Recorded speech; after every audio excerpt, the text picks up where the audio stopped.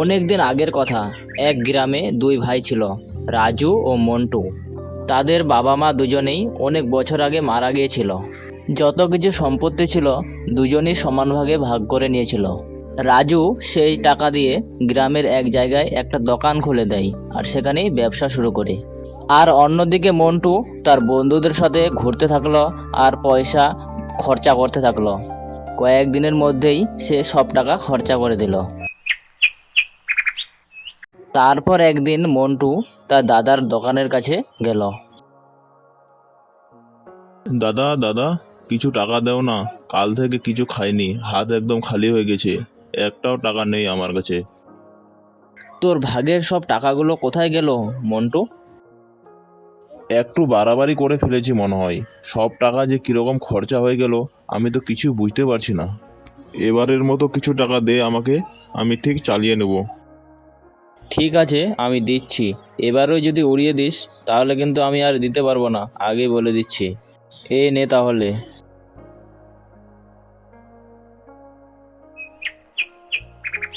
কিন্তু সে আবার পুরনো অভ্যাসে ফিরে গেল। আবার ঘোরাফেরা করলো বন্ধুদের সাথে, আড্ডা দিল আর সব পয়সা আবার উড়িয়ে দিল। কিছুদিনের মধ্যে আবার সে গেল দাদার কাছে। দাদা দাদা, আর কিছু টাকা দাও আমাকে, আমার কাছে একটাও টাকা নেই। ভাই, এভাবে চলতে থাকলে তো আমারও সব শেষ হয়ে যাবে। তুই শুধু খরচা করিস। তুই কিছু টাকা দে, এবার তুই দেখবি ঠিক আমি চালিয়ে নেব। তারপর রাজু তার ভাইকে কিছু টাকা দিয়ে দেয় আর বুঝতে পারলো যে এভাবে চলতে থাকলে তার কাছেও আর কিছু থাকবে না। তার জন্য সে গোপনে একজনের কাছে দোকানটা বিক্রি করে দিল। সব টাকা পয়সা নিয়ে অন্য গ্রামের উদ্দেশ্যে রওনা দিল। কিন্তু তার ভাই কীরকম যে জানতে পারলো, তার পিছনে পিছনে চলতে লাগলো। এটা আমার পাথর। না না, এটা আমার পাথর। বাবা মারা যাওয়ার আগে এটা আমাকে দিয়ে গেছিল। তারপরে মন্টু যেতে যেতে দুজনের আওয়াজ শুনতে পেল। এই বনের মধ্যে কার যেন আওয়াজ শুনতে পাচ্ছি, যাই তো দেখি কে ওরা। মন্টু তারপর তাদের কাছে গেল। তারা দুজন জঙ্গলেই থাকতো। কি হয়েছে ভাই, তোমরা দুজন এভাবে ঝগড়া করছো কেন? আর বলো না দাদা, দেখো তো আমরা দুই ভাই। বাবা মারা যাওয়ার আগে এই পাথরটা আমাকে দিয়ে গেছিল। না না দাদা, পাথরটা আমাকে দিয়ে গেছিল, এ মিথ্যে কথা বলছে। আগে বলো তো, এই পাথরটার মধ্যে কি আছে যে তোমরা দুজন এটা নিয়ে ঝগড়া করছো? এই পাথরটা কোনো সাধারণ পাথর নয়। এই পাথরটা হচ্ছে জাদুর পাথর। এই পাথরটা যে কোনো কাজ মুহূর্তের মধ্যে করে দিতে পারে। দাদা, আপনি তো আমাদের চেয়ে অনেক বড়, তো আপনি বলে দিন তো এই পাথরটার কে যোগ্য। ঠিক আছে, আমি একটা তাহলে পরীক্ষা নেব, যে জিতবে সেই পাথরটার যোগ্য প্রার্থী হবে। তারপর মন্টু তাদের কাছ থেকে পাথরটা নিয়ে নিল আর একটা ছোট্ট পাথর জঙ্গলের দিকে ছুঁড়ে ফেলে দিল আর তাদেরকে নিয়ে আসতে বলল। যে সবার প্রথমে নিয়ে আসবে সেই এই জাদুর পাথরের যোগ্য হবে। এই কথা শোনার পরে জঙ্গলে দুই ভাই পাথরটাকে খুঁজতে চলে গেল। তারপর মন্টু মনে মনে ভাবল, আমার দাদা তো এখন অনেক দূরে হয়তো চলে গেছে, আমি আর খুঁজতে পারবো না। এই পাথরটা যদি আমি নিয়ে চলে যাই তাহলে আমি অতি সহজেই আমার দাদাকে খুঁজে নিতে পারবো। মন্টু তারপর সে পাথর নিয়ে দৌড়ে জঙ্গলের দিকে পালিয়ে গেল। মন্টু অনেকক্ষণ ধরে জঙ্গলে হাঁটার পর সে একটি অন্য রাজ্যে গিয়ে পৌঁছলো। যেতে যেতে দেখলো যে দুইজন মহিলা রাস্তার মধ্যে কি যেন গল্প করছে, তাই সে সেখানে দাঁড়িয়ে পড়ল। জানো দাদি, যে কালকে রাজপ্রাসাদে গিয়েছিল, রাজকুমারীর কোনো খোঁজ আনতে পারেনি, তার জন্য তার গলা কেটে দেওয়া হয়েছে। কি যে হবে তার কোনো খোঁজ নেই। কালকে তিনজনের গলা কেটে দেওয়া হয়েছে, এবার যে কি হবে। মন্টু তারপর তাদেরকে জিজ্ঞাসা করলো। দিদি, বলছি কি যে রাজকন্যার কি হয়েছে? তোমাকে তো ঠিক চিনতে পারলাম না। এ রাজ্যে কি তুমি নতুন এসেছো? হ্যাঁ, এই রাজ্যে আমি নতুন এসেছি, পথে চলতে চলতে চলে আসছি। তবে শুনো, আমাদের রাজ্যের সবথেকে বড় রহস্য হলো রাজকুমারী। তিনি যে রাতে কোথায় উঠে চলে যায় কেউ জানে না। তাই রাজামশাই ঘোষণা করেছে যে যে রহস্য ফাঁস করতে পারবে রাজপ্রাসাদের অর্ধেক জায়গা দেওয়া হবে আর রাজকুমারীর সাথে তার বিয়ে দিবে। এই কথা শোনার পর মন্টু মহারাজের রাজপ্রাসাদের সামনে গিয়ে উপস্থিত হলো আর মহারাজের সেনাপতির সাথে কথা বলল। আমি রাজামশাইয়ের সাথে দেখা করতে এসেছি। শুনলাম নাকি রাজকুমারী রাত্রে কোথায় যেন হারিয়ে যায়। হ্যাঁ হ্যাঁ, এই কথাটা ঠিক শুনেছ, কিন্তু আজও পর্যন্ত কেউ খোঁজ করতে পারলো না যে রাজকুমারী রাত্রে কোথায় যায়। আমার বিশ্বাস যে আমি খোঁজ করতে পারবো। আমাকে রাজামশাইয়ের কাছে নিয়ে চলো। এই খোঁজ করতে গিয়ে 3 জনের কিন্তু প্রাণ গেছে। আর যদি খোঁজ করতে পারো তাহলে রাজামশাই ঘোষণা করেছেন যে তাকে অর্ধেক রাজত্ব দিবেন আর রাজকন্যার সাথে তার বিয়ে দেবে। আমি পারবো, আমাকে নিয়ে চলো তাড়াতাড়ি রাজামশাইয়ের কাছে। রাজামশাইয়ের সামনে মন্টুকে নিয়ে আসা হলো। তুমি কি পারবে রাজকুমারী রাত্রে কোথায় যাই সেটা খোঁজ করতে? মহারাজ, আমার বিশ্বাস যে আমি খোঁজ করতে পারবো। তবে যাও, আজ রাতে খোঁজ করে দেখো রাজকুমারী কোথায় যাই। আর সাবধানে থেকো কিন্তু, এর আগে 3 জন কিরকম যে মারা গেছে কিছু খোঁজপত্রই পাওয়া যায়নি।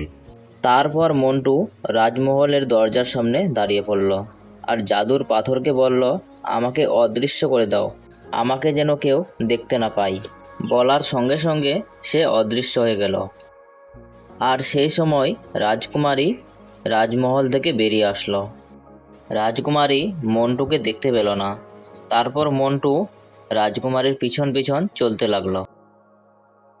কিছুক্ষণ যাওয়ার পর রাজকুমারী রাক্ষস রাজের কাছে গিয়ে পৌঁছলো।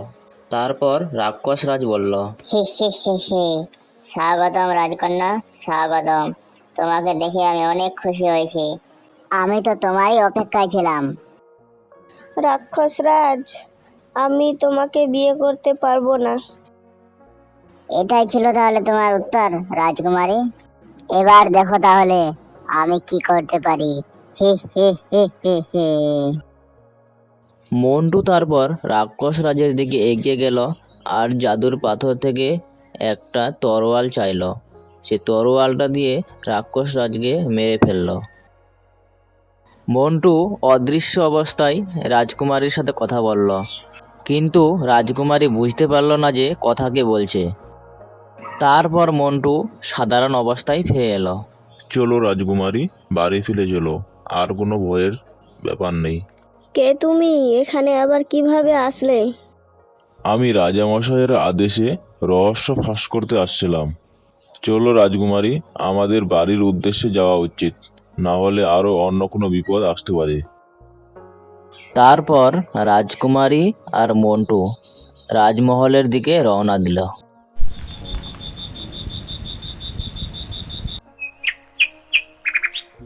পরের দিন সকালে রাজকুমারী ও মন্টু রাজা মশাইয়ের কাছে উপস্থিত হলো। রাজকুমারী তার বাবাকে সব কিছু খুলে বলল। এতদিন যে কথাটা আমি বলতে পারিনি, আমি আজকে বলবো বাবা। আমি এক রাক্ষসের কবলে পড়েছিলাম।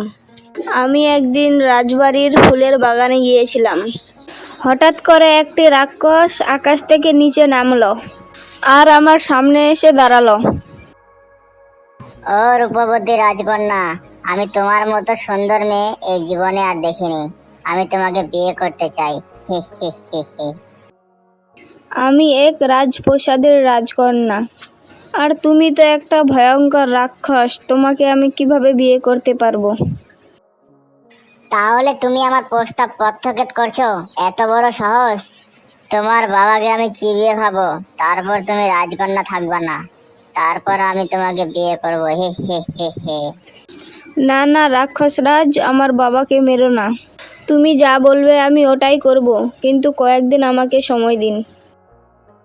ঠিক আছে, আমার তাহলে একটা শর্ত আছে। প্রতিদিন রাতে আমার সাথে দেখা করতে আসতে হবে, নইলে এই রাজ্যের সব মানুষকে আমি চিবিয়ে খেয়ে নেব। হে হে হে হে। আর এই কথা যেন কেউ না জানতে পারে, না হলে তোমার কিন্তু অনেক বিপদ আছে। ঠিক আছে রাক্ষস রাজ, এই কারণে কাউকে কিছু আমি বলার সাহস পাইনি। তারপর রাজামশাই মন্টুকে বলল, তোমাকে অনেক অনেক ধন্যবাদ আমার মেয়ের প্রাণ বাঁচানোর জন্য। না না রাজামশাই, এভাবে বলবেন না। আমার কাছে এই যে জাদুর পাথর আছে, এই পাথরটা না থাকলে আমি হয়তো রাজকুমারীর সাহায্য করতে পারতাম না। ঠিক আছে, আমি যে ঘোষণাটা করছিলাম সে অনুযায়ী আমার রাজমহলের অর্ধেক রাজত্ব তোমাকে দেব, আর আমার মেয়ের সাথে তোমাকে বিয়ে দেব। এই সব তো ঠিক আছে, কিন্তু সবার আগে আমাকে আমার দাদাকে খুঁজতে হবে। আমার দাদাকে খুঁজে আনার পরেই আমি বিয়ে করব। ঠিক আছে, তুমি তাহলে তোমার দাদাকে খুঁজে আনো। এই জাদুর পাথর, আমাকে আমার দাদার কাছে নিয়ে চলো। তারপর মন্টুকে জাদুর পাথর তার দাদার কাছে নিয়ে গেল। দাদা, তুমি এখন কোথায় থাকছো? আরে মন্টু যে, তুই এখানে কীরকম আসলি ভাই? দাদা, অনেক ঘটনা ঘটে গেছে, এখন তো বলতে পারবো না। তুই আমার সাথে চল, সব তোকে বুঝিয়ে বলবো। কোথায় যেতে বলছিস, আর তোর হাতে ওটা কি? এটা হচ্ছে জাদুর পাথর, তুই আমার সাথে চল, সব বুঝতে পারবি। তারপর মন্টু ও রাজু দুজনেই রাজপ্রাসাদে গেল, আর সেখানে গিয়ে রাজু সব কিছু জানতে পারল। দুই ভাই রাজপ্রাসাদে থেকে গেল। মহারাজ মন্টুর সাথে রাজকুমারীর বিয়ে দিল। রাজকুমারী ও মন্টু সুখে জীবনযাপন করতে থাকলো।